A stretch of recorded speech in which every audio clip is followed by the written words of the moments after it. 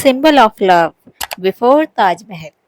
Many people think the Taj is the first great love monument, but Humayun tomb was actually built by a wife Haji Begum for her husband, making it an earlier symbol of love and devotion.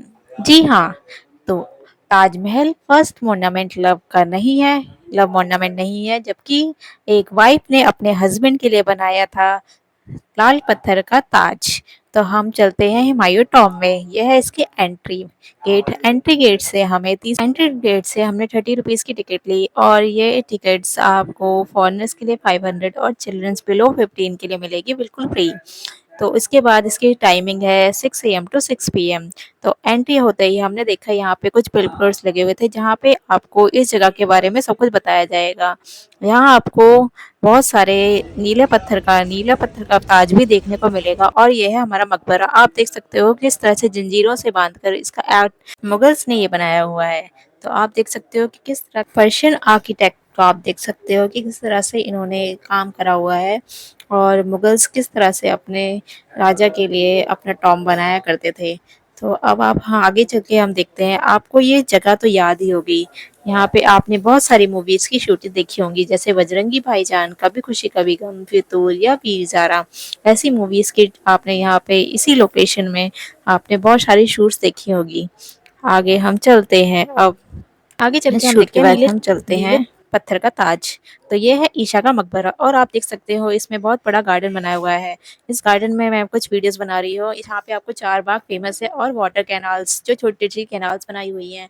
तो आगे चलते हैं हम और यहाँ पे मैंने कुछ वीडियोस बनाई हैं। यहाँ का आप देख सकते हो कि किस तरह से बनाया हुआ है। Locals legend says underground tunnels once connected Humayun's tomb to Purana Qila and Yamuna river.